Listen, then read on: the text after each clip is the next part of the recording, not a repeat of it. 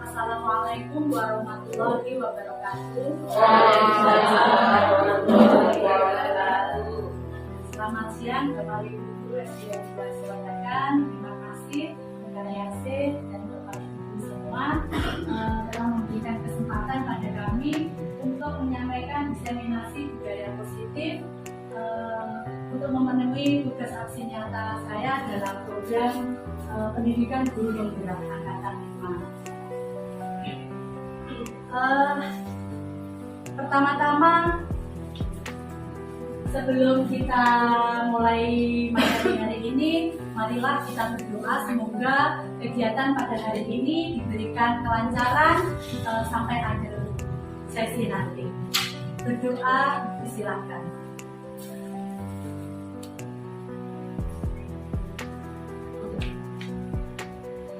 Selesai. Terima kasih Bapak Ibu, langsung saja. Di sini nanti setelah paparan ini selesai, Bapak Ibu bisa saling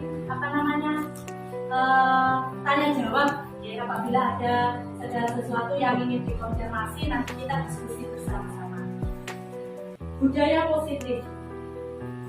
Budaya positif itu merupakan perwujudan dari nilai-nilai atau keyakinan universal yang diterapkan di sekolah. Budaya positif ini diawali dengan perubahan paradigma stimulus respon ke teori kontrol.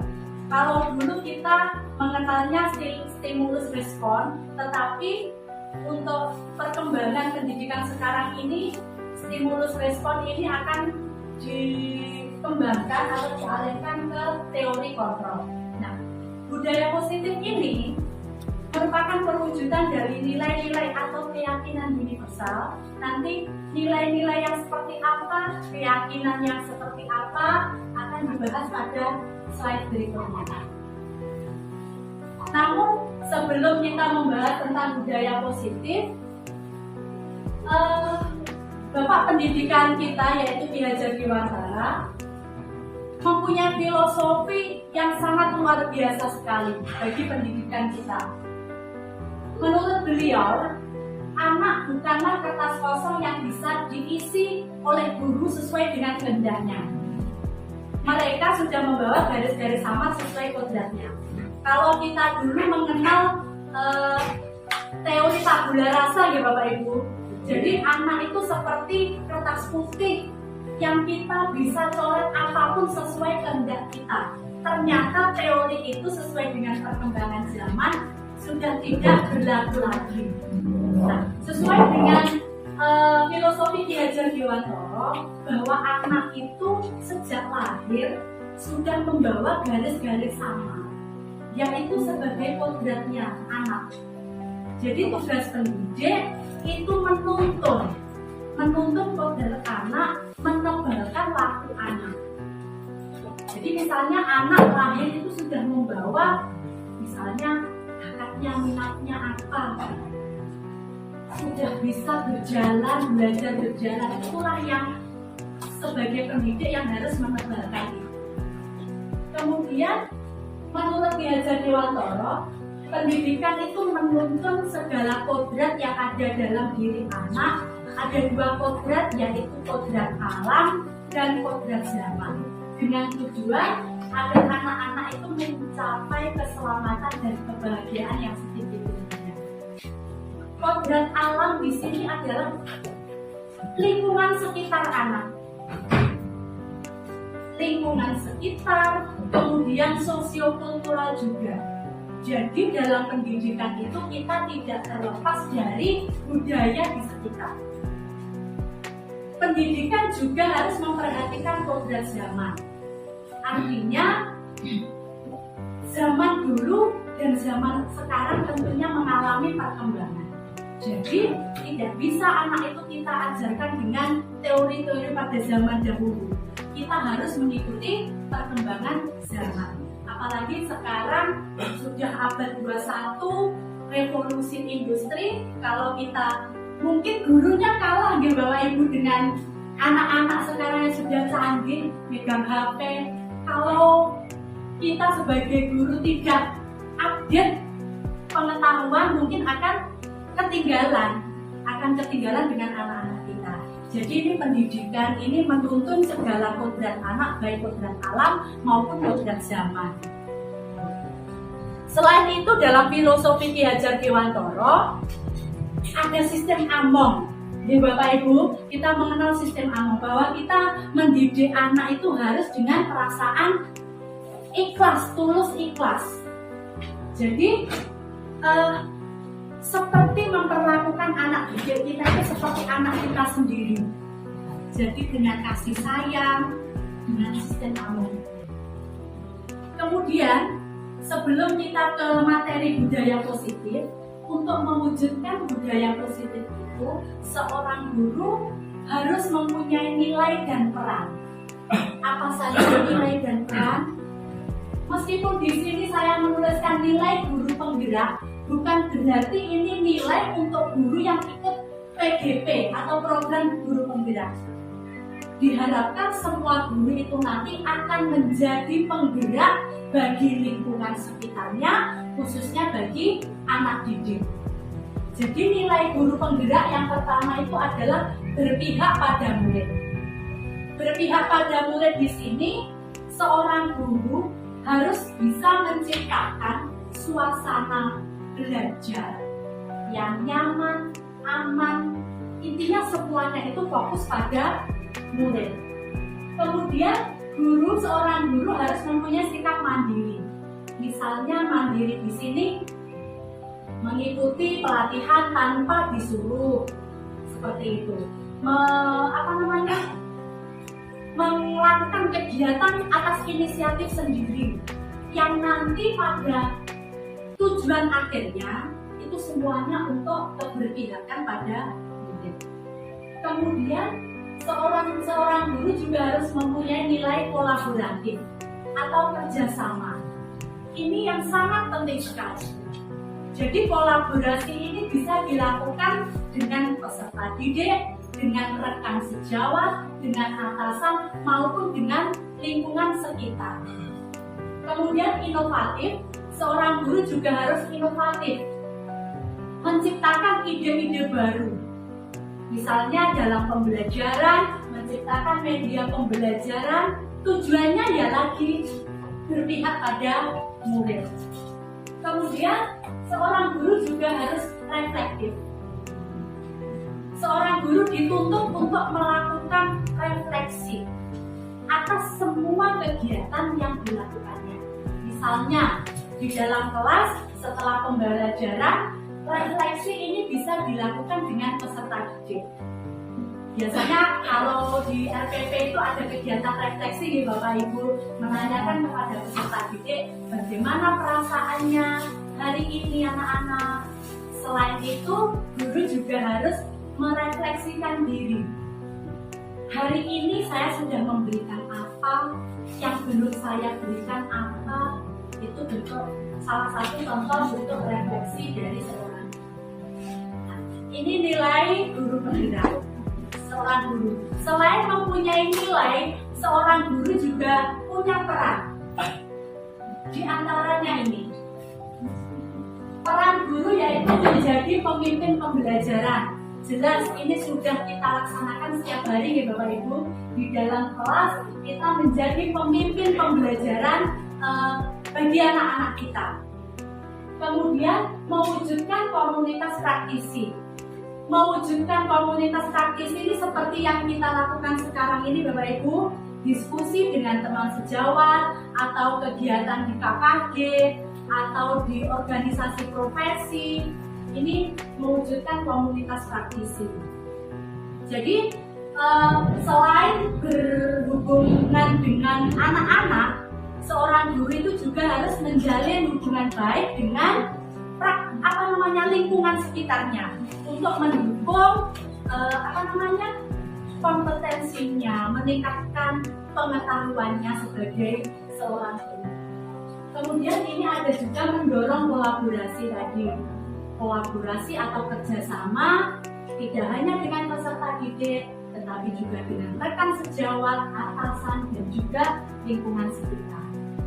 Kemudian menjadi coach bagi guru lain. Misalnya di sekolah kita seperti Bu Anjar kemarin mengikuti program apa Bu Anjar kemarin itu?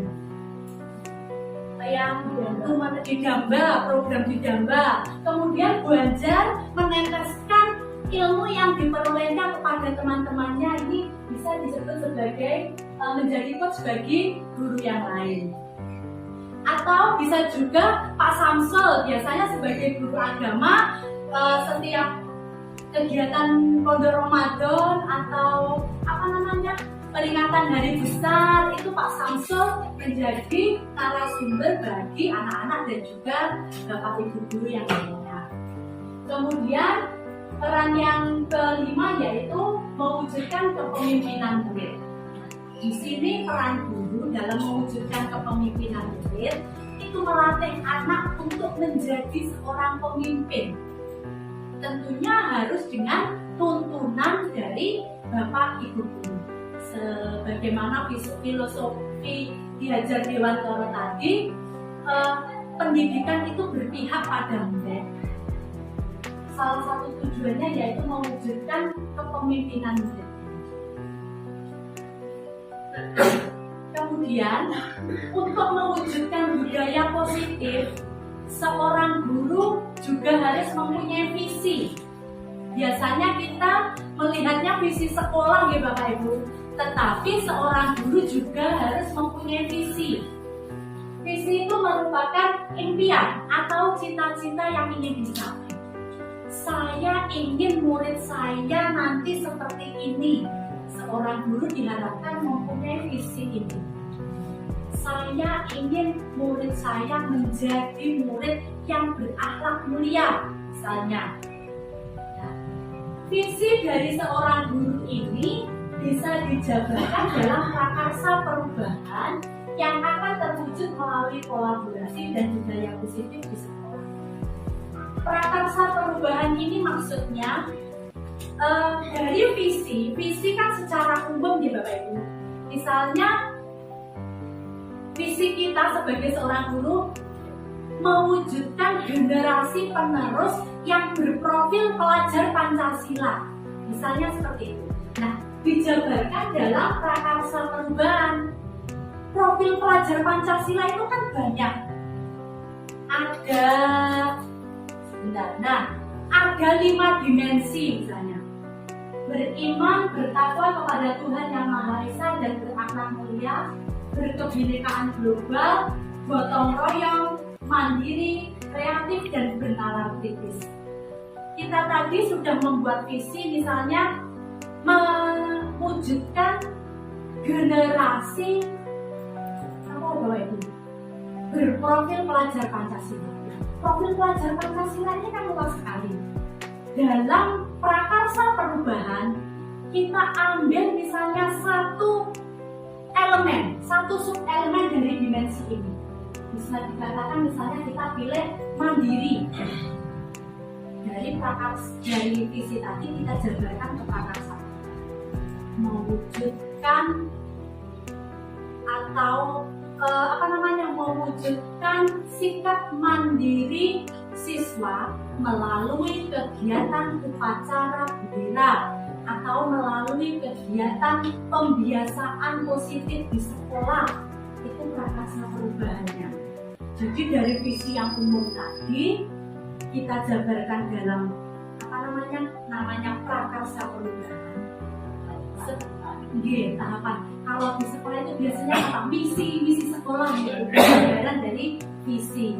Nah, sebenarnya ini ada tahapan yang namanya tahapan bagja atau inquiry apresiatif. Tapi di sini saya tidak akan membahas IA atau inquiry apresiatif, karena ini kalau dibahas ini membutuhkan waktu 1 jam saja nanti tidak cukup, mungkin di lain waktu. Nah, Bapak Ibu, dalam mewujudkan visi tadi diturunkan dalam prakarsa perubahan.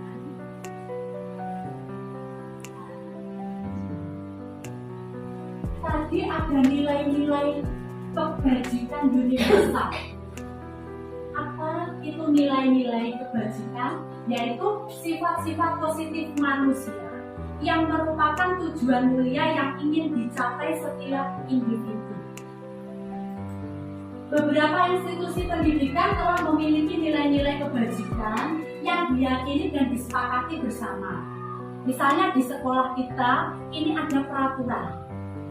Peraturan di sekolah itu bisa bersumber dari nilai-nilai kebajikan yang bersifat umum atau universal. Banyak sekali nilai-nilai kebajikan yang kita bisa adopsi. Tetapi di sini saya hanya mengambil satu, yaitu profil pelajar Pancasila yang menjadi tujuan utama pendidikan Indonesia saat ini. Kalau dulu pendidikan penguatan karakter di Bapak Ibu PPK, yang sekarang mungkin bertransformasi menjadi profil pelajar Pancasila yang pada intinya itu sama, yaitu pendidikan karakter. Kemudian dalam menciptakan atau mewujudkan budaya positif, ini salah satunya harus ada disiplin dari seluruh warga sekolah. Dalam budaya kita, disiplin itu dimaknai sebagai sesuatu yang dilakukan seseorang pada orang lain untuk mendapatkan kepatuhan. Misalnya, kita biasanya mendisiplinkan anak, mengingatkan anak untuk mematuhi peraturan yang ada di sekolah. Tujuan dari disiplin positif ini yang utama yaitu menanamkan motivasi intrinsik pada murid, yaitu agar mereka itu sadar, agar mereka itu menjadi orang yang bisa menghargai dirinya sendiri dan orang lain. Jadi tujuan disiplin positif itu untuk menanamkan atau menumbuhkan motivasi intrinsik pada diri murid. Kemudian motivasi intrinsik. Menurut dosen, motivasi itu ada 3. Yang pertama, untuk menghindari ketidaknyamanan atau dukungan. Ini misalnya contohkan saya berusaha berangkat pagi agar tidak mendapatkan surat teguran dari kepala sekolah. Ini motivasi saya. Contohnya misalnya itu, supaya saya berangkat pagi tidak terlambat agar tidak mendapatkan surat teguran atau peringatan dari atasan saya. Kemudian motivasi yang kedua itu seseorang melakukan suatu kegiatan untuk mendapatkan imbalan atau penghargaan dari orang lain. Misalnya, saya ingin berangkat pagi supaya dipuji oleh atasan saya atau teman saya. Tuh, ini masuk ke motivasi yang kedua. Atau seperti anak-anak kita melakukan sesuatu supaya mendapatkan penghargaan dari guru misalnya. Kemudian anak berpakaian tertib supaya tidak mendapatkan hukuman. Ini yang 1, 2, ini sifatnya motivasi ekstrinsik. Jadi motivasi yang dari luar, tujuannya tadi untuk menghindari hukuman, untuk mendapatkan. Ya, tujuan kita sebagai pendidik itu tidak untuk menumbuhkan motivasi intrinsik, tetapi yang ketiga ini tidak menumbuhkan motivasi, tapi menumbuhkan motivasi intrinsik, yaitu agar menjadi orang yang mereka inginkan dan menghargai diri sendiri dengan nilai-nilai yang mereka percaya. Inilah yang perlu kita tanamkan kepada anak-anak kita, menumbuhkan nilai intrinsik. Bapak Ibu, dalam mewujudkan budaya positif, terutama sikap disiplin, biasanya tidak terlepas dari hukuman, konsekuensi, dan restitusi. Apa perbedaan hukuman, konsekuensi, dan restitusi?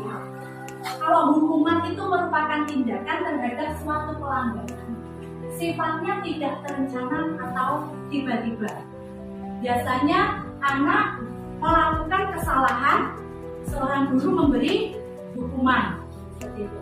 Kemudian bedanya dengan konsekuensi, kalau konsekuensi itu disiplin dalam bentuk terencana yang sudah disepakati dan sudah dibahas oleh guru dan murid. Konsekuensi ini kalau di sekolah biasanya peraturan. Memang peraturan yang membuat sekolah, tetapi sudah diketahui oleh murid. Kemudian yang ketiga ini yaitu restitusi. Restitusi ini adalah proses menciptakan kondisi bagi murid untuk memperbaiki kesalahan mereka, sehingga mereka bisa kembali kepada kelompok mereka. Jadi kalau restitusi ini kita tidak mencari siapa yang salah, siapa yang benar, tetapi kita mencari solusi atas masalah atau pelanggaran yang dilakukan oleh seorang anak. Jadi nanti sebagai seorang guru kita akan perlahan-lahan dari pemberi hukuman, konsekuensi, kita akan diajak ke restitusi. Bagaimana nanti tahapan restitusi nanti akan dijelaskan pada slide berikutnya. Kemudian ini Bapak Ibu, antara hukuman, konsekuensi, dan restitusi. Hukuman, kalau dilihat dari tabel ini, hukuman itu jelas identitas gagal. Kita memberi hukuman kepada anak ini, tujuan kita memang memberi efek jera, ya. Tetapi ini termasuk identitas gagal. Dan sekarang kita harus menghindarinya.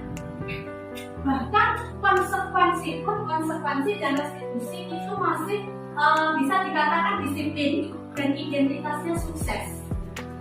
Tetapi antara konsekuensi dan restitusi itu yang lebih baik dilakukan yaitu restitusi. Misalnya di sini hukuman itu sesuatu yang menyakitkan yang harus terjadi. Bisa jadi anak tersakiti karena dihukum, meskipun anak itu melakukan pelanggaran. Kalau konsekuensi itu sesuatu yang harus terjadi, karena tadi konsekuensinya sudah diketahui oleh anak. Nah, restitusi ini merupakan pilihan. Nanti pilihannya seperti apa nanti kita bahas lagi. Kemudian kalau hukuman itu membuat tidak nyaman bagi murid atau anak dalam jangka waktu yang panjang, dia pasti akan selalu ingat, oh aku dihukum guruku.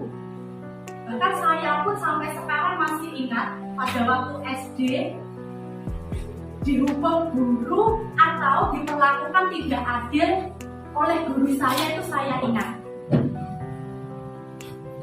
Kemudian kalau konsekuensi ini tidak nyaman untuk anak dalam jangka waktu pendek, sedangkan restitusi menguatkan anak dalam jangka waktu yang panjang. Ini tujuannya restitusi ini pada akhirnya akan menguatkan karakter anak. Kemudian hukuman ini akan menyebabkan anak merasa dikorbankan. Dia tidak mendapatkan keadilan.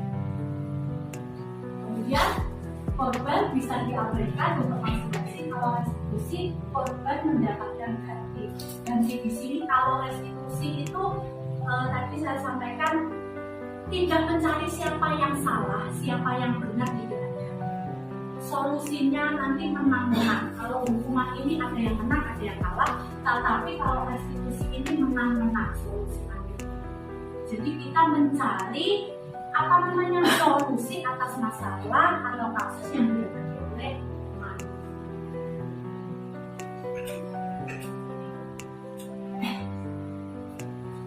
Untuk hukuman, sistem tidak akan berjalan bila murid tidak takut. Ini biasanya untuk anak yang cuek, atau anak yang bisa dibilang bandel atau apa, itu nggak takut. Takut dihukum berkali-kali, nggak takut. Dia tetap akan, kalau paling saya nanti hukumannya ya hanya itu, gitu. Untuk konsekuensi ini memerlukan monitoring dan supervisi terus-menerus dari guru. Kemudian restitusi, murid belajar bertanggung jawab untuk perilaku dan seterusnya.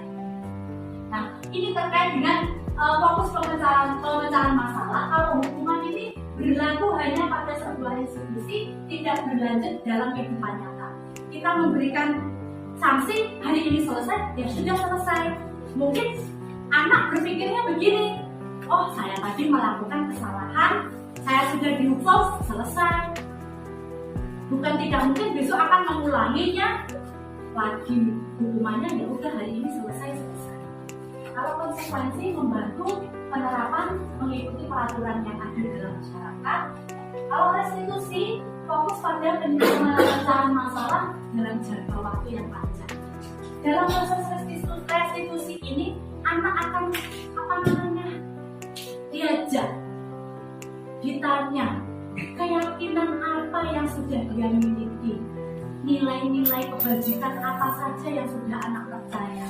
Nanti akan digali dari diri anak ini pada tahapan restitusi.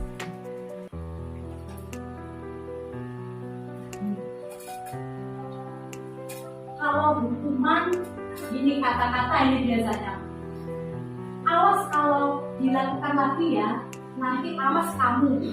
Ini saya kadang-kadang ini terutama pada anak saya, awas ya saya dibalenin nek. Ini sering sekali saya lakukan ini. Padahal ini termasuk hukuman. Kemudian kalau konsekuensi, ini biasanya diucapkan lakukan apa yang saya katakan. Kemudian kalau restitusi, apakah hal ini yang sesungguhnya ingin kamu lakukan? Anak diajak mengungkapkan perasaannya. Jadi nanti anak-anak benar-benar tahu yang saya lakukan ini benar apa salah. Ini nanti yang meraba anak sendiri. Tidak kita sebagai guru menghakimi, oh kamu salah, kamu telah ini, kamu harus begini. Kalau restitusi tidak, anak diajak untuk introspeksi diri. Kesalahan apa yang telah kamu perbuat? Apa akibatnya kalau kamu melakukan hal seperti itu? Terus sebaiknya apa yang kamu lakukan? Kemudian, nah ini menarik paling bawah ini, biasanya hukuman itu dibuat oleh guru. Kalau konsekuensi dibuat oleh guru dan anak. Kalau restitusi ini dibuat oleh anak.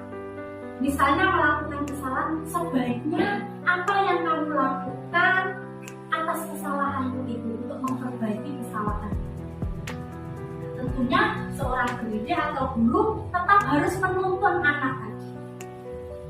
Misalnya anak, oh saya pengennya begini bu, pengen enaknya sendiri. Kita harus mengarahkan. Kalau kamu mau enak sendiri nanti akan merugikan orang lain atau dan sebagainya. Nah, coba Bapak Ibu, ini termasuk hukuman atau konsekuensi deh.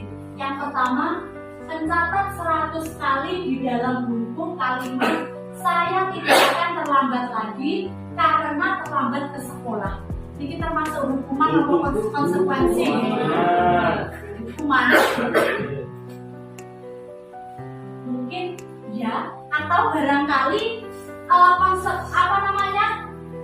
mencatat 100 kali ini sudah dibicarakan dengan anak, misalnya menjadi kesepakatan kelas, ini bisa masuk ke konsekuensi. Kecuali kalau anak belum tahu sebelumnya, langsung disuruh nyalin 100 kali, itu baru masuk hukuman. Kemudian lari mengelilingi lapangan basket 2 kali karena terlambat hadir di sekolah. Ini hukuman atau konsekuensi?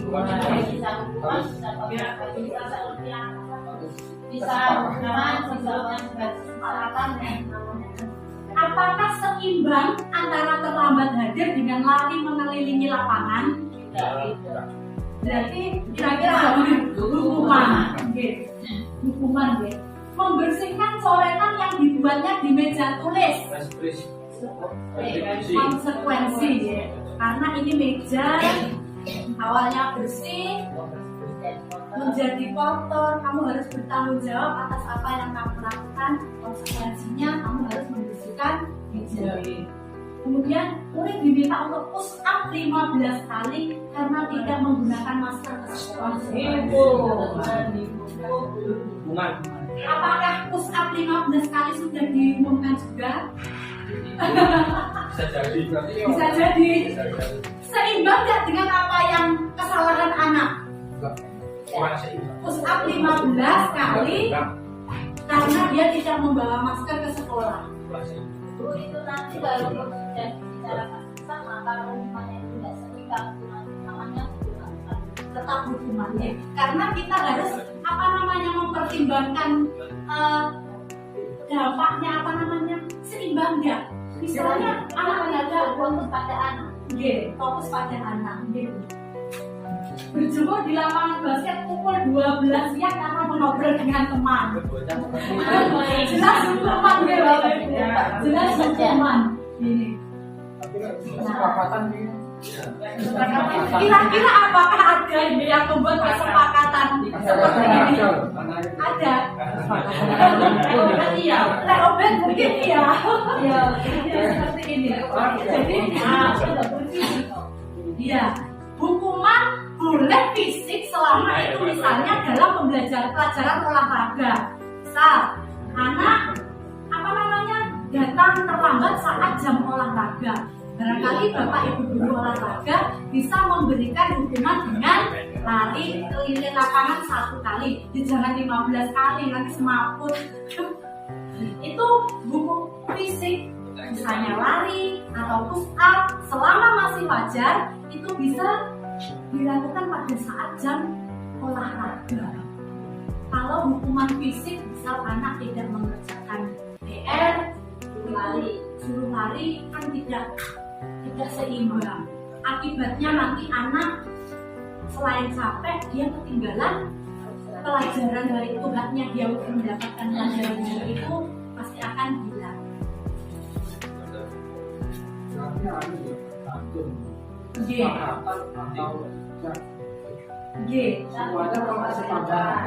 Kesepakatan kelas.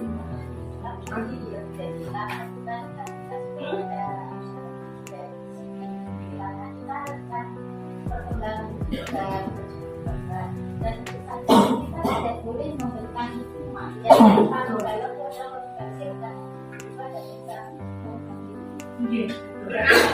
itu tetap tidak boleh. Walaupun olahraga itu kalau kata itu jangan hukuman ya, itu adalah mungkin hukuman itu sudah solusi yang mentok paling akhir. Jika tidak ada solusi lagi mungkin itu, tetapi hukumannya juga harus yang mendidik. Mungkin seperti itu. Nah, ini pemberian penghargaan menurut KON ini mengemukakan bahwa memberi penghargaan nilainya sama dengan mendukung seseorang. Ini mungkin saya masih kadang sering melakukannya ini. Ini kalau dikupas satu persatu, ini hampir setebal ini. Jadi memberikan penghargaan kepada anak itu ternyata mendukung anak. Saya dulu waktu mendapat materi ini kemarin juga, saya terus sama teman-teman itu, ya Allah, saya sebagai seorang guru ini masih belum menjadi guru sepenuhnya kalau menurut saya.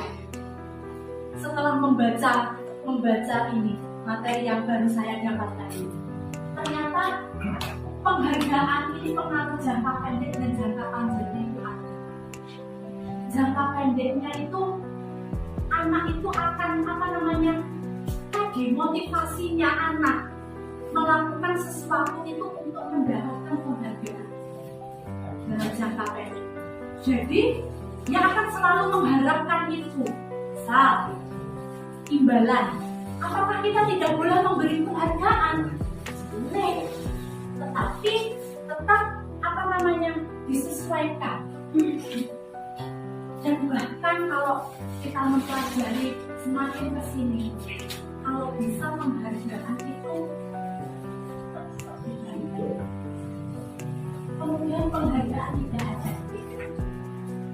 Penghargaan tidak efektif ini misalnya pemberian ranking. Pemberian ranking pada anak itu termasuk penghargaan menghukum. Kalau ini termasuk penghargaan menghukum. Karena apa? Anak yang mendapatkan ranking 2 itu merasa dirinya dihukum. Apalagi kalau anak mendapatkan ranking terakhir atau bawah lah. Ini pasti dampaknya mungkin supaya memotivasi anak untuk belajar. Tapi kembali lagi ke teori motivasi tadi, yaitu motivasi yang ditimbulkan adalah motivasi ekstrinsik. Padahal tujuan kita itu menumbuhkan motivasi intrinsik dalam diri kita. Kemudian penghargaan merusak hubungan. Ini contohnya, misalnya anak yang diberi penghargaan ini pasti akan menjadi ngeri temannya. Yang itu diberi penghargaan, saya tidak, padahal saya sudah mencapai ini menurut versinya anak. Karena kemampuan anak itu berbeda. Bisa merusak hubungan, gulung-gulungan, cing-cingan, kayak guru sing disayang gurunya. Ini yang tidak pernah diberi penghargaan gurunya. Ini masih saya merasakan sendiri. Ada di kelas itu masih ada gap anak. Contohnya anak-anak sekarang ini ada tugas menari. Sudah saya bentuk kelompok.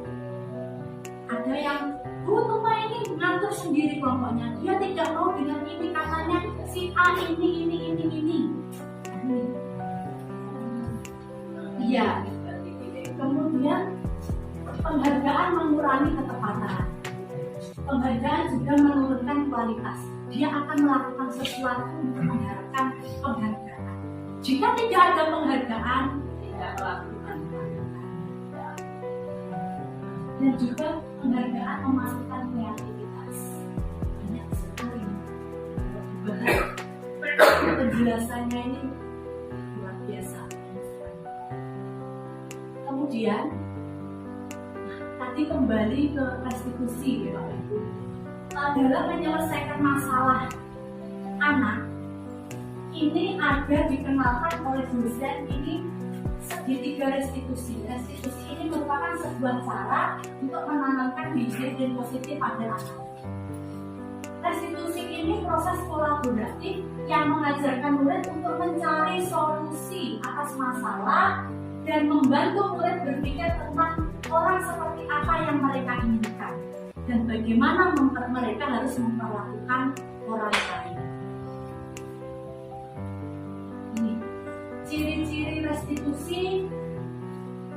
Restitusi itu bukan untuk menebus kesalahan, namun anak belajar dari kesalahan. Restitusi ini bisa memperbaiki hubungan. Ini caranya langsung ke segitiga restitusi.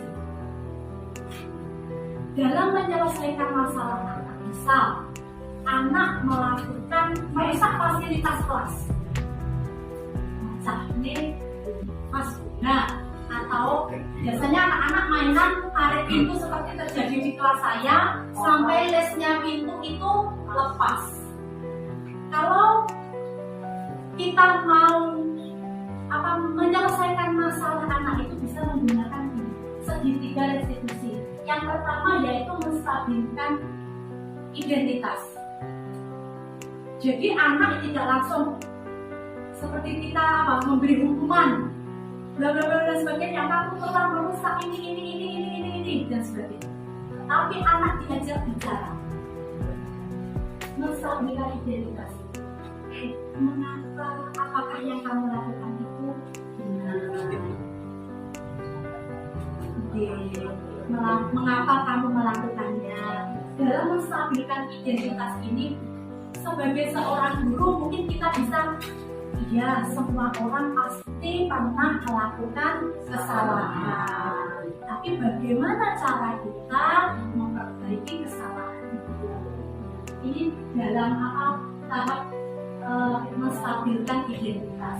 Kemudian langkah yang kedua yaitu validasi tindakan yang salah. Kita bertanya kepada anak, nah tentunya kamu punya alasan mengapa kamu kok main tarik-menarik pintu.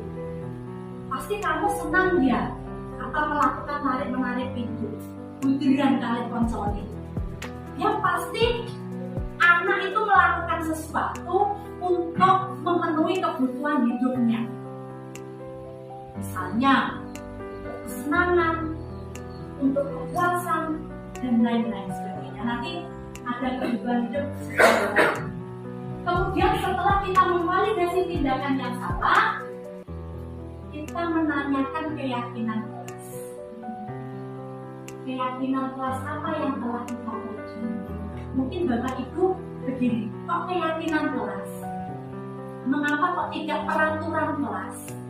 Dan nanti akan dibahas itu. Menanyakan keyakinan kelas. Keyakinan kelas apa yang telah kita sepakati? Misalnya di kelas itu ada keyakinan kelas bahwa kita tidak boleh merusak fasilitas sekolah. Katanya ke anak, keyakinan apa ya yang sudah kamu percaya? Kita tidak perlu merusak fasilitas kelas. Terus kita cari solusi bersama.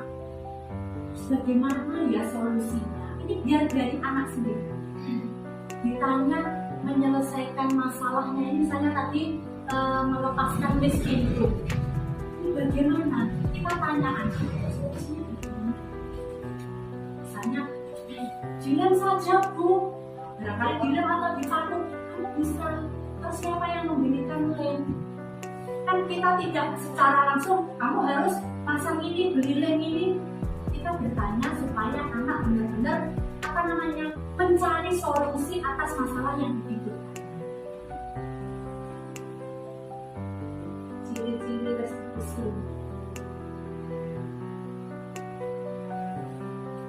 Restitusi memperbaiki hubungan.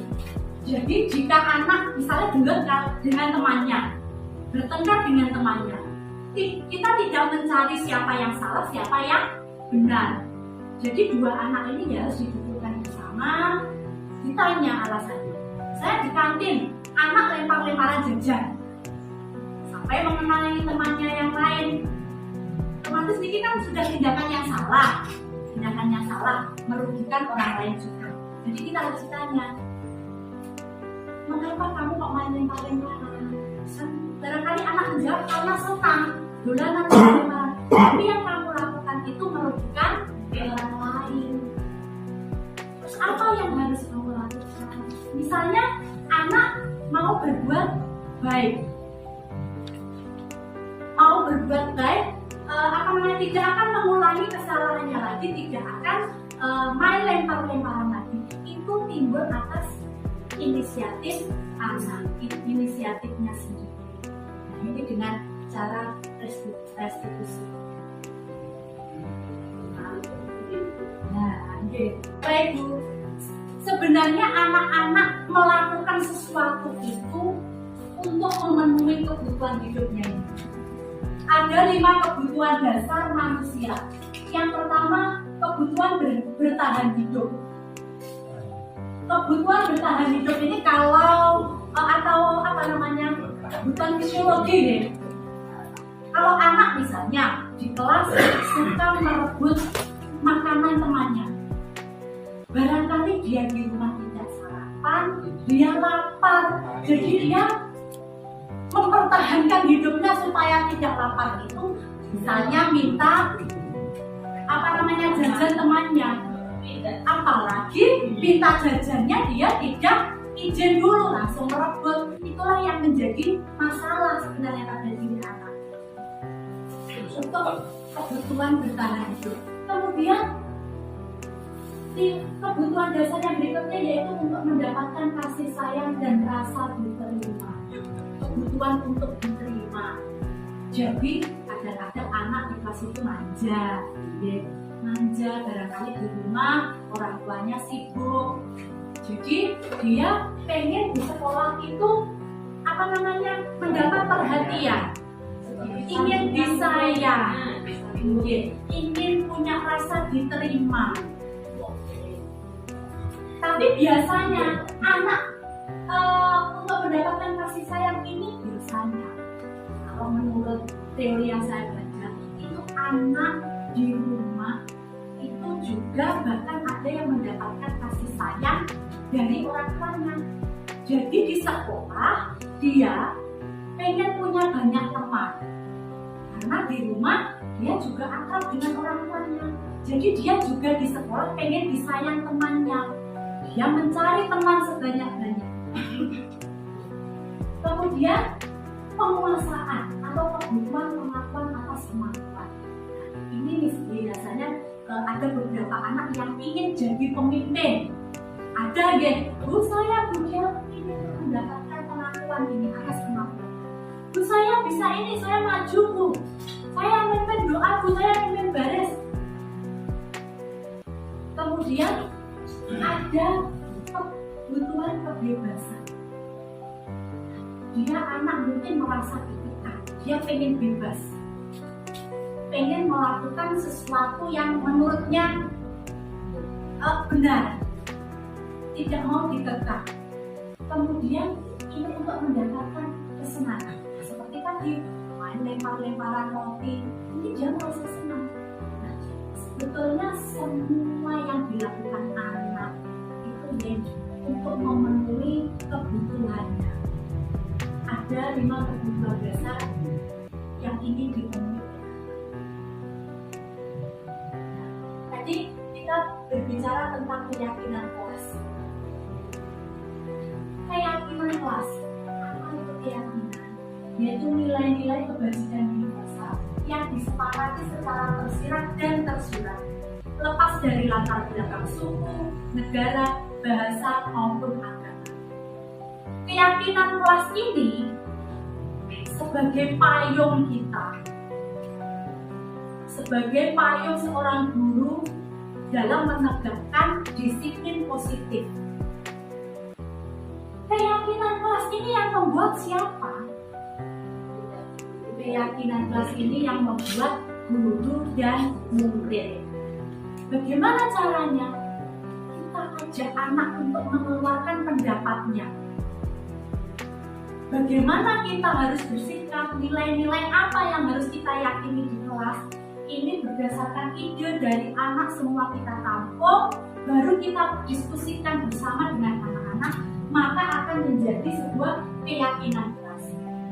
Keyakinan kelas ini diusahakan tidak terlalu banyak, jadi sedikit tapi mengena, mudah diingat oleh anak dan dipahami oleh anak.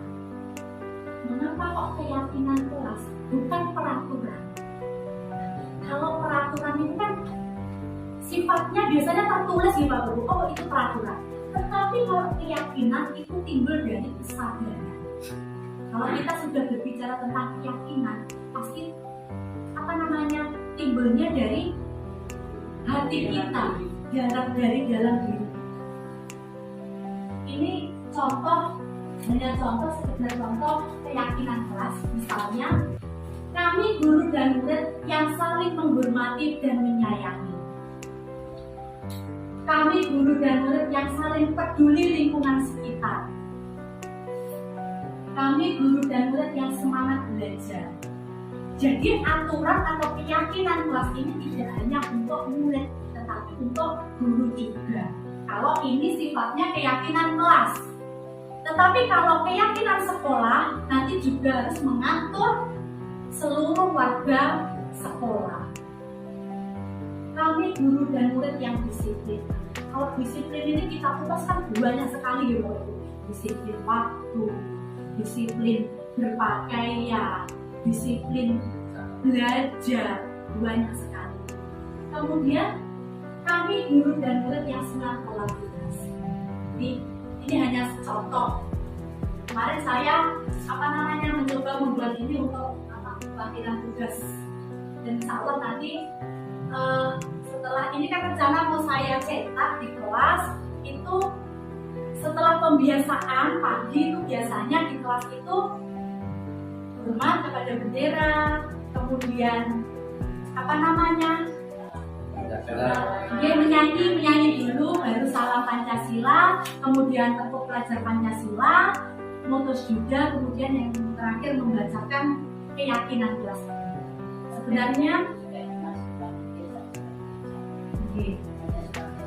baca surat pendek, setelah itu anak-anak duduk berdoa, sementara ini membaca surat Al-Fatihah dan doa belajar di setiap pagi. Sebenarnya tidak hanya dibacakan dan dinyanyikan, seharusnya juga diterapkan, dilaksanakan. Tetapi supaya anak ini tetap ingat akan keyakinan kelasnya, jadi dibacakan dulu. Nanti anak-anak kan harus hafal, oh saya harus saling menghormati, saling menyayangi, dan sebagainya. Sama-sama tertulis ya antara surat kelas maupun keyakinan.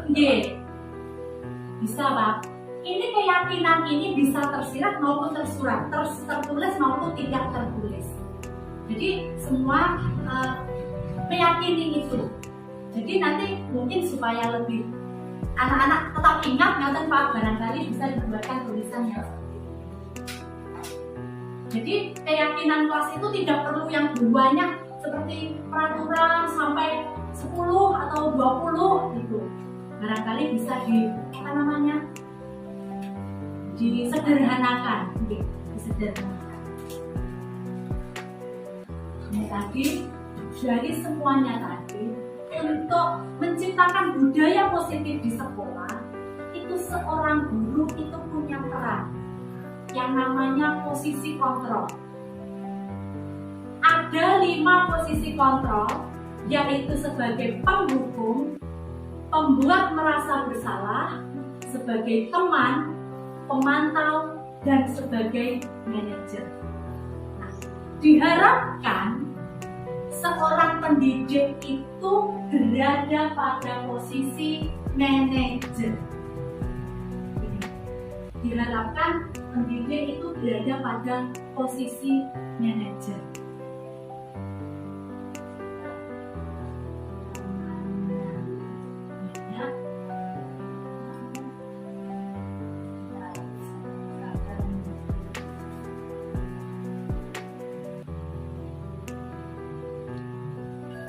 Posisi kontrol.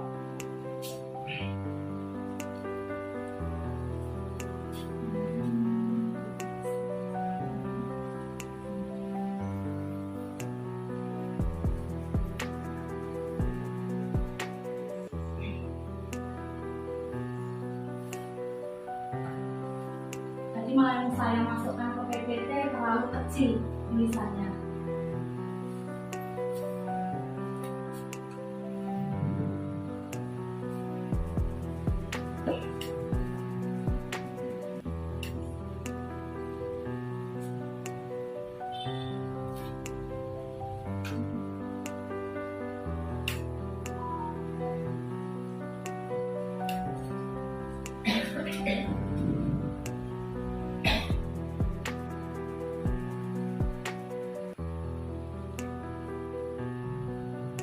Laptopnya itu kan ngantor bisa.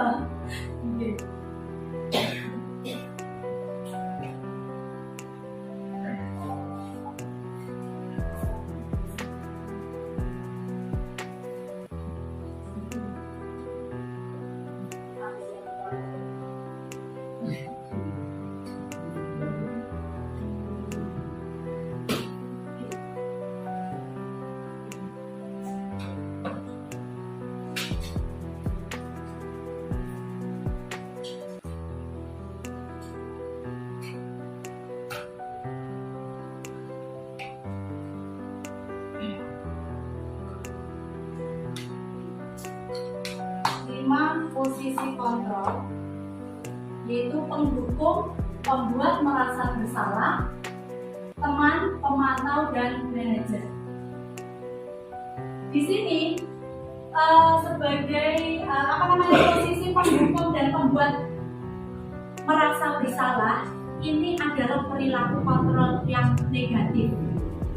Jadi sebisa mungkin kita harus menghindari posisi ini. Kemudian yang 3 ke kanan ini teman, pemantau, dan manajer. Ini perilaku kontrol yang positif. Pada posisi penghukum, guru ini akan berbuat menghardik, menunjuk, menyakiti, dan menyindir. Ngata-ngatain, guys. Ini. Kemudian yang dilakukan guru pada posisi membuat merasa bersalah itu berceramah, menunjukkan kekecewaan yang mendalam. Kemudian kalau posisinya sebagai teman, ini membuatkan alasan-alasan untuk muridnya. Kemudian sebagai pemantau, guru ini yang dilakukan guru itu menghitung, mengukur, misalnya kalau pemantau itu mengamati, memantau perilaku anak. Tetapi kalau pada posisi manajer, ini guru mengajukan pertanyaan-pertanyaan seperti tadi yang dilakukan dalam segitiga restitusi dalam menyelesaikan masalah. Kemudian dalam posisi pendukung ini yang dikatakan guru biasanya, kalau kamu tidak melakukannya, saya akan, dan seterusnya. Kamu harus begini. Kemudian posisi guru dalam membuat merasa bersalah ini biasanya yang dikatakan, kamu sudah mengecewakan ibu. Apa kamu tidak kasihan pada guru? Biasanya dengan nada memeras. Kemudian kalau sebagai teman, ini yang dikatakan guru, hanya lakukan demi bapak ibu. Ya, sudah, nanti bapak ibu bantu bereskan. Diaman dibantu. Kemudian kalau pada posisi pemantau, guru ini yang akan dikatakan guru biasanya, apa peraturannya? Apa konsekuensinya? Apa yang telah kamu lakukan? Seperti itu. Nah, kalau pada posisi manajer, yang dikatakan guru menjadi seperti ini. Apa yang kita yakini? Apa kamu meyakini hal tersebut? Kalau kamu meyakini, maukah kamu memperbaikinya? Ini nanti akan menimbulkan ini motivasi intrinsik. Kalau yang lainnya itu motivasinya eksternal. Kalau posisi manajer ini akan yang dilakukan guru ini tujuannya untuk menumbuhkan motivasi intrinsik dari dalam diri anak. Kemudian hasilnya, kalau kita bertindak sebagai penghukum, nanti anak ini memberontak, mendendam, menyalahkan orang lain. Seperti Bu Widarti dan Pak Samsul Bunda, waktu kita memanggil anak yang di sini khususnya Rehan kemarin kan dendam kepada temannya. Dia tidak terima disalahkan. Berarti cara kita kemarin masih belum tepat, belum pas, karena belum tahu ini. Jadi dia merasa dendam kepada temannya. Saya tidak melakukan ini. Ada teman saya juga melakukan ini. Saya sendiri yang dipanggil. Saya sendiri yang disalahkan. Kemudian yang kedua tadi posisi pembuat merasa bersalah. Ini hasilnya menyembunyikan. Anak akan menyembunyikan, akan berbohong. Kamu tidak kasihan dengan guru. Nanti perbuatan anaknya ini. Kemudian kalau sebagai posisi guru itu sebagai teman, anak-anak akan bergantung kepada gurunya. Karena tadi anak nanti ibu bantu ya, kalau tidak bisa nanti ibu bantu. Jadi anak akibatnya hasilnya nanti akan ada ketergantungan anak kepada gurunya. Kocornya ini. Kemudian pada posisi pemantau, ini hasilnya nanti misalkan dia diawasi. Jika tidak diawasi akan kembali seperti biasa. Kemudian kalau sebagai manajer dengan kita apa yang dikatakan guru ini akan menguatkan watak atau karakter anak. Tujuannya yaitu untuk menguatkan karakter anak menjadi kuat. Kemudian apa yang dikatakan murid jika seorang gurunya berada pada posisi saya tidak peduli, ada ya murid yang seperti ini tidak peduli. Kemudian barangkali nanti kalau seorang guru membuat anak itu merasa bersalah, otomatis anak akan memaafkan saya. Kemudian jika berada pada posisi kita sebagai teman, saya pikir Bapak Ibu teman saya. Ini jadi tadi ada ketergantungan, menganggap gurunya sebagai teman. Kemudian pada posisi pemantau, saya akan dapat berapa bintang kalau melakukan hal tersebut. Jadi mengharapkan penghargaan, mengharapkan reward. Jika sudah melakukan hal tersebut, saya akan mendapatkan apa? Otomatis kalau tidak mendapatkan apa-apa, jangan usah melakukan. Mungkin anak seperti itu, gitu. Nah, tapi kalau guru sebagai posisinya sebagai manajer, bagaimana caranya saya agar bisa memperbaiki keadaan? Jika anak melakukan kesalahan, saya memperbaikinya bagaimana caranya, dengan cara apa? Kemudian dampaknya pada murid. Kalau posisi guru sebagai penghukum, ini anak cenderung akan mengulangi kesalahannya lagi. Karena setelah dihukum, saya sudah dihukum ini berarti selesai hari ini. Besok pasti lupa akan membuat kesalahan. Kemudian jika guru itu memposisikan diri sebagai pembuat rasa bersalah, mungkin anak akan merasa rendah diri, merasa gagal dan tidak berharga. Kemudian jika sebagai teman ini tergantung, tidak mandiri dan tidak bisa memutuskan.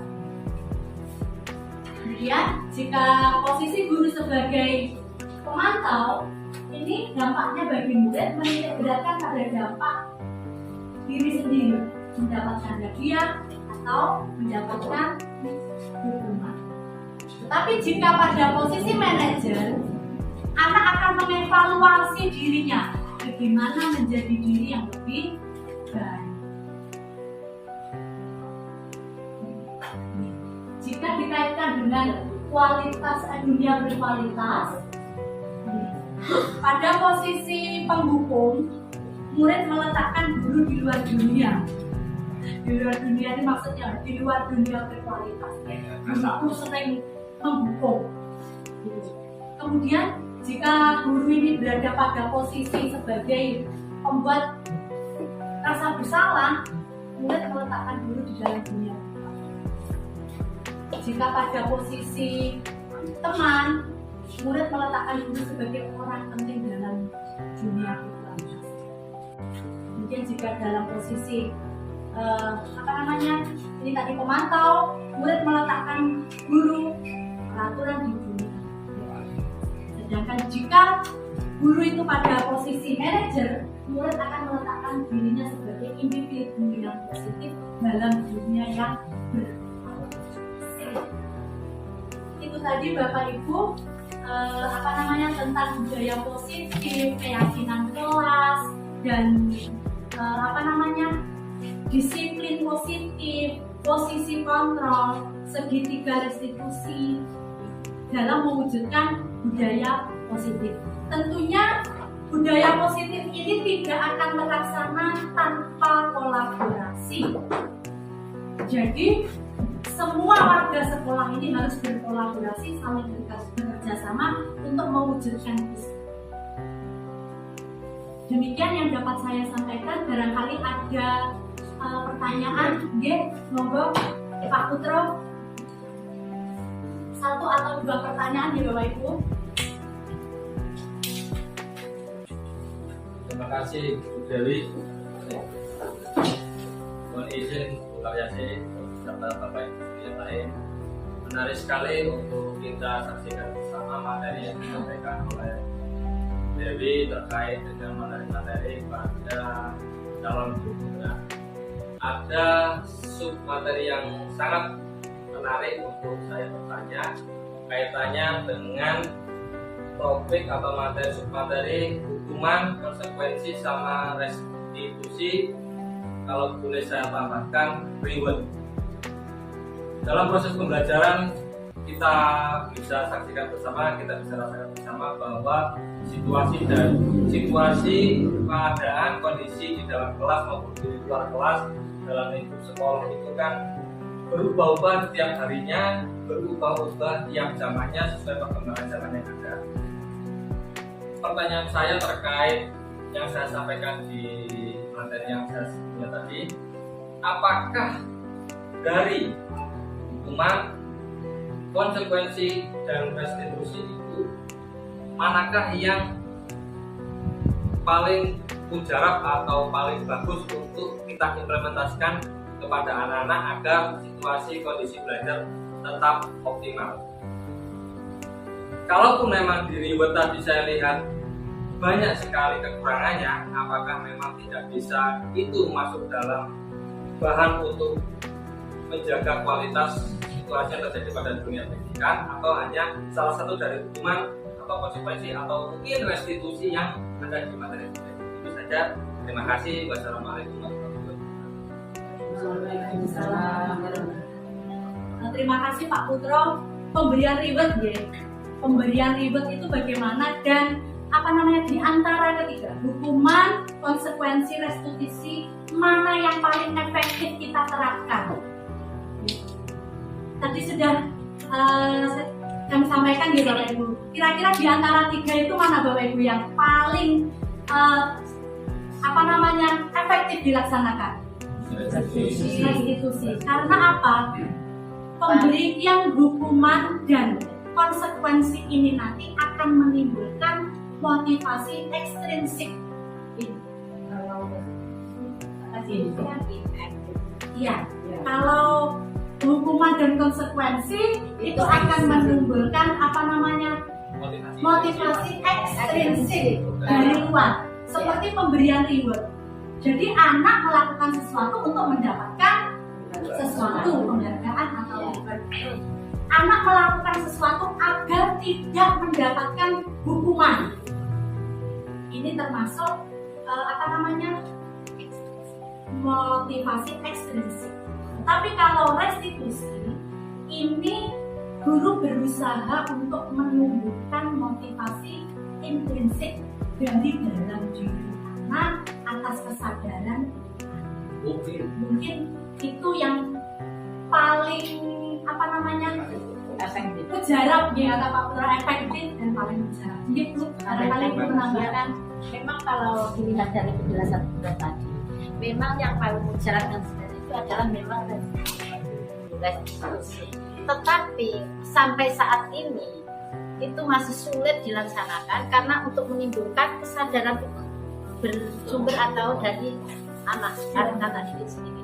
Jadi memang yang paling tepat itu, tapi selama ini saya kira belum bisa dilaksanakan, hanya saja itu karena istilahnya saja yang berubah, yang misalnya serupa sekarang menjadi keyakinan. Nah, kalau memang demikian, mari kita semuanya itu menggunakan yang restitusi. Demikian, Dewi. Terima kasih Bu. Bagaimana Bapak Ibu sepakat kalau restitusi? Barangkali saya ingin menambahkan sedikit, mohon maaf sebelumnya Bu Dewi. Saya kembali teringat pada bangku kuliah dulu kita ke dunia pendidikan, di SD kita kuliah dulu. Dan kalau saya mengenyam SPG itu ada psikologi pendidikan. dalam hal ini sejalur Bu. Terus yang di awal tadi disampaikan Bu Dewi tentang ya Jatiwantoro seperti anak yang baru lahir itu seperti kertas atau seperti tabula rasa yang kita mau menggoreskan seperti apa terserah yang menggores. Sebenarnya itu salah ya kalau seperti perkembangan zaman sekarang kan anak itu sudah diketahui bahwa sudah membawa remeng-remeng gambaran dari dirinya terus kita mempertegasnya kakaknya masing-masing. Sepertinya hal ini sudah mengarah ke situ karena ini perkembangan zaman semakin maju berbeda dengan yang dulu. Jadi menuju ke restitusi tentu saja ada prosesnya. Kalau dulu dengan hukuman anak-anak malu. Nah, dengan prosesnya berikutnya di pemberian apa tadi? Penghargaan. Mungkin anak sudah sampai di situ sudah puas dan tidak membuat ulang dan jadi anak yang baik. Tapi kalau sekarang barangkali karena perkembangan zaman seperti itu ya kita tahap demi tahap. Dan yang barangkali ini untuk introspeksi para guru termasuk saya. Untuk sampai pada hukuman konsekuensi restitusi, bagaimana guru bisa sampai tahap itu jika gurunya sendiri pun harus menyadari saya inilah guru yang harus bisa jadi manajer. Seperti tadi, guru juga introspeksi ketika mengajar atau dalam kehidupan sehari-hari, sayalah sebagai guru. Dan apa yang saya katakan, apa yang saya perbuat harus betul-betul bisa dicontoh oleh anak didik saya. Jangan harap restitusi belajar jika saya pun sebagai guru belum bisa memberi contoh pada anak. Barangkali seperti itu. Terima kasih Bu, betul sekali. Yang bisa mengontrol diri kita itu bukan siapa-siapa, bukan orang lain, tetapi diri kita sendiri. Kalau kita tidak mau, ya tidak akan bisa. Ya hanya kita yang bisa mengontrol diri kita. Kemudian filosofi Ki Hajar Dewantara saya kira cocok gitu Bapak Ibu diterapkan tidak pengajaman karena filosofinya beliau itu tadi kodrat alam, kodrat zaman, pendidikan menuntun ini sangat selaras dengan perkembangan zaman sekarang ini. Baik Bapak Ibu, barangkali masih ada kan yang perlu diingat Pak Minto? Sesuai dengan materi yang disampaikan untuk guru penggerak ya, itu materi itu seandainya nanti disebarkan ke teman-teman ini agar supaya kita itu belajar dan bisa menciptakan anak-anak yang kita harapkan yaitu menjadi anak-anak yang berkarakter juga kita belajar untuk memahami lebih mantap juga hukuman konsekuensi dan restitusi itu kita menguasainya. Demikian. Terima kasih Pak Minto. Siap. Ya. Ini ada pada modul 1.4 kebetulan Pak. Materi ini tadi kalau dicetak tebalnya sekian, file saya ada. Nanti siap saya kirim di grup. Nanti saya kirim. Banyak sekali dari modul ini yang kita pelajari, banyak yang bisa kita pelajari. Baik, terima kasih Bapak Ibu, terima kasih Bu Ariasi, terima kasih Bapak Ibu Guru SDN 2 Surondakan. Semoga kita semua bisa menjadi guru yang sukses, yang bisa membawa anak-anak anak yang generasi penerus yang berprofil pelajar Pancasila, berakhlak mulia dan semuanya. Terima kasih. Assalamualaikum warahmatullahi wabarakatuh. Ya ampun, ya Allah sampai. Assalamualaikum warahmatullahi wabarakatuh. Untuk Dewi sebagai calon penggerak SDN Surondakan, saya ucapkan terima kasih dan semangatnya selalu ditingkatkan dalam penyampaian yang kemarin itu diseminasi masalah budaya positif itu memang sangat perlu dan itu semua merupakan langkah terbaik untuk menuju kebaikan atau kesuksesan suatu sekolah atau tujuan tertentu. Nah, untuk itu memang segala sesuatu kalau kita berpindah kepada IKM itu yang dekat dan juga Bu Dewi sebagai calon guru penggerak itu untuk budaya positif itu sangat penting. Dan budaya positif di situ merupakan suatu kegiatan mengajak ke segala sesuatu itu menjadi yang baik. Misal pembenahan yang darinya belum baik menjadi baik, dan juga kepada semuanya saja itu marilah kita ikuti hal seperti itu, yang semuanya itu seperti halnya bersumber pada kearifan lokal, yaitu timbul dari kesepakatan bersama. Kesepakatan itu timbul secara spontanitas dan juga dari hati nurani. Kalau kesepakatan itu sudah bisa diwujudkan, semuanya akan berjalan lancar, juga semuanya akan membuahkan hasil. Dan kepada semuanya saja, guru-guru kami, marilah kita mengikuti apa yang telah diikuti oleh Dewi sebagai calon gubernur kita. Tidak ada paksaan dan juga tidak ada tuntutan, namun itu merupakan suatu hal yang wajar dan wajib untuk memenuhi kebutuhan panjenengan dan semuanya.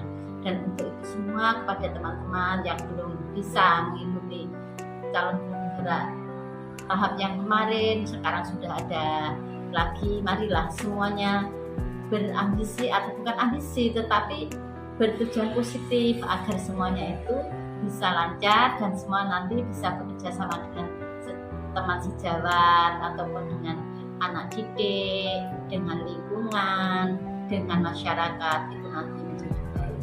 Budaya sekarang itu kita harus merubah yang budaya yang kemarin, kita ubah budaya yang positif, atau yang istilahnya kemarin itu tata tertib, sekarang kita ubah menjadi keyakinan. Jadi kalau keyakinan itu bersumber dari hati nurani dan kesepakatannya masing-masing.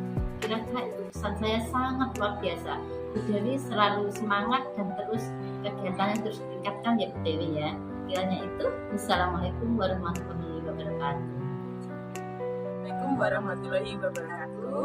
Perkenalkan, saya Julia Jerwanti, kelas 4. Saya Nia Purwitasari, kelas 2 dari SDN 2 Surodakan, Kecamatan Trenggalek, Kabupaten Bengkulu. Setelah kami mengikuti kegiatan diseminasi yang dilaksanakan oleh Ibu Dewi Ratnawati kemarin terkait dengan budaya positif, kami sangat merasa termotivasi dan terdorong untuk melakukan perubahan positif di sekolah kami. Salah satunya yaitu membuat keyakinan kelas di kelas kami. Untuk restitusi ini membuat kami sadar akan perilaku kami sendiri sebagai seorang guru ketika menghadapi persoalan-persoalan di dalam kelas, dan ini membuat kami sadar untuk merubah apa yang kami lakukan atau apa yang kami sampaikan ke anak-anak agar mereka lebih baik lagi.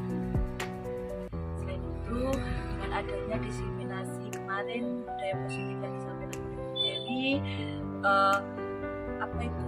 sekolah kami yang dulunya mungkin masih melaksanakan budaya positif itu belum optimal.